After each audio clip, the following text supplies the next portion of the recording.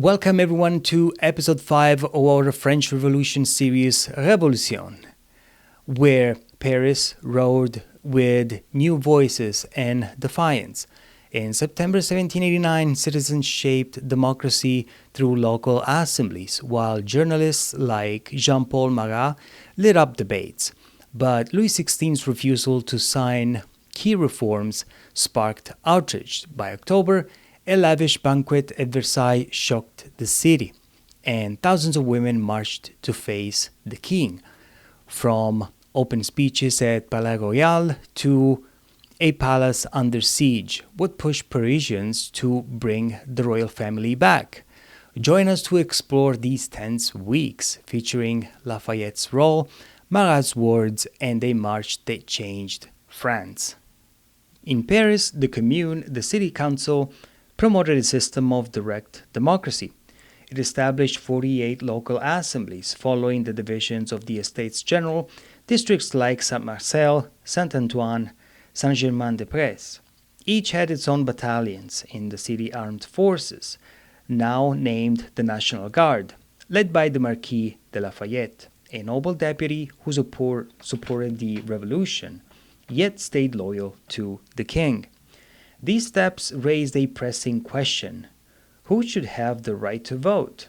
Should it be only the wealthiest, as in the Estates General, or all French citizens? For Parisians, democracy was a difficult and ongoing learning process. Who will bear arms? Debates grew heated, with deliberations taken back to the National Assembly for a final decision. Disagreements arose over the electoral tax, a fee to vote, and the idea of universal suffrage, a vote for all citizens, including women who, like men, fought for freedom at the Bastille. In the end, this system of selective voting, limited to those who paid the electoral tax, gained the most support. As districts now armed themselves, those with the right to fight were also seen as having the right to vote.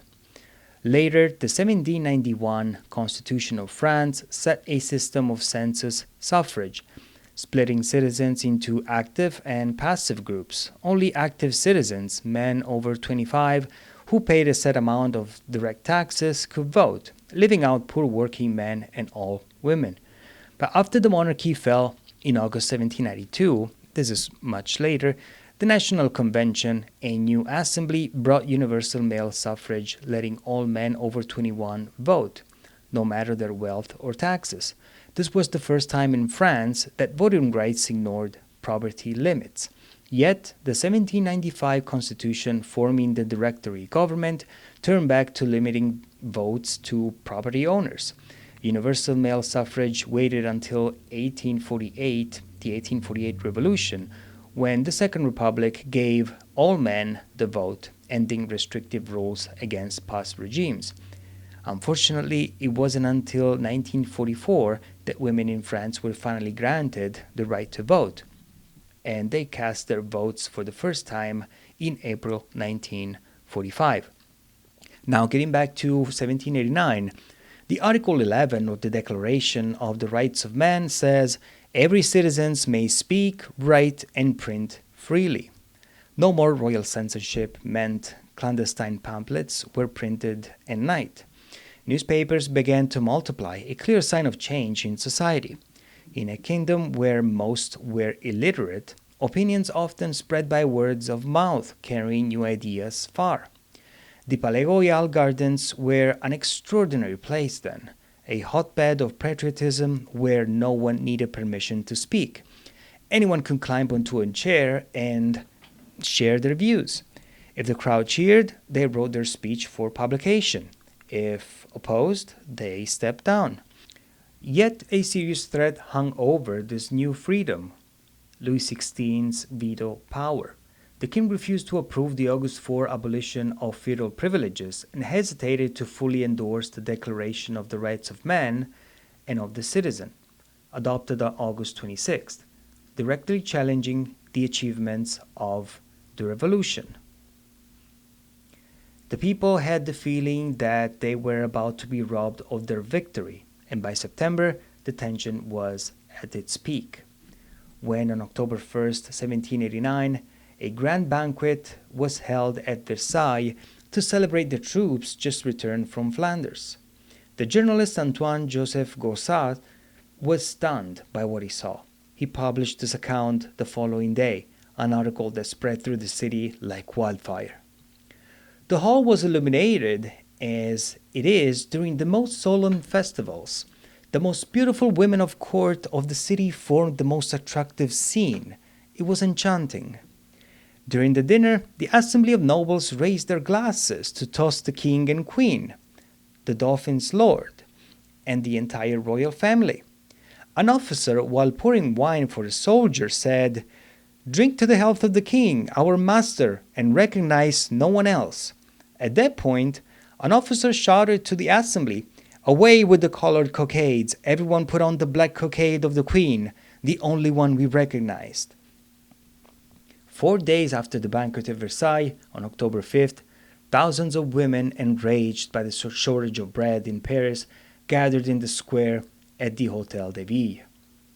The officials of the Paris Commune saw this as a golden opportunity.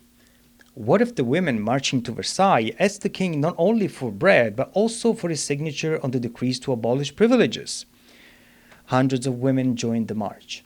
The Paris Commune sent their support to the National Guard and forced its commander, General Lafayette, to go to Versailles.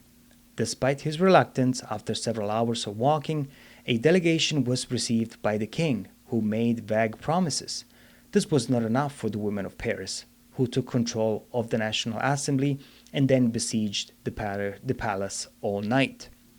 Early on October 6, 1789, the crowd invaded the Queen's apartments at Versailles. Several bodyguards were killed and decapitated, and rioters demanded the royal family return to Paris.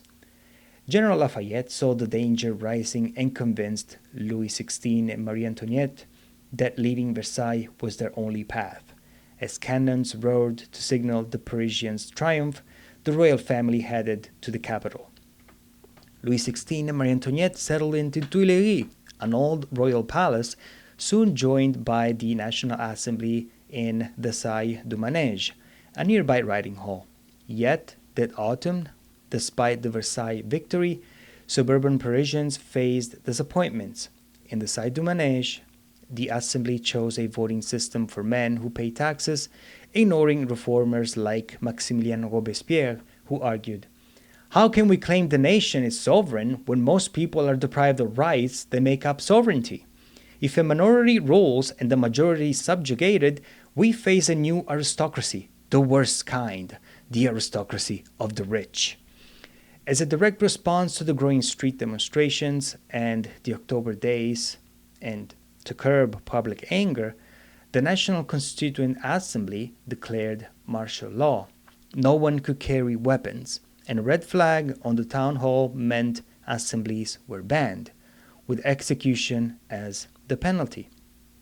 The National Assembly's martial law astonished journalist Jean-Paul Marat. He said, "They thought a red flag could prohibit any protests," he wrote. "They said it was too dangerous. How could they think a piece of red cloth raised in Paris will calm the people? Uprisings are the reason for the revolution, for the destruction of tyrants, and most of all for the humiliation of the elite, the rise of the people, and the return of freedom. The martial law that prohibited any protests had been proposed by an enemy of the common good." Marat saw the ban as a betrayal of the revolution's heart. By October 1789, Paris had shaken France. Local assemblies and Lafayette's National Guard gave citizens power, while Marat's L'Ami du Peuple and Palais Royal speeches spread ideas fast. L'Ami du Peuple was the newspaper that was created by Marat. Yet Louis XVI's veto fueled anger, and the October 1st Versailles banquet, exposed by Antoine-Joseph Gorsas, drove women to march on October 5th. Their siege forced the royals to the Tuileries to return back to Paris on October 6th. But tax-based voting and a red flag banning protests frustrated many. Marat called the law a betrayal. What did you think of this shift? Well, share below. Let me know in your comments. Subscribe for episode 6, where Paris tests its new strength. Like and share, and follow history's next step. Thank you very much for following up so far, and I'll see you next time. Bye, everyone.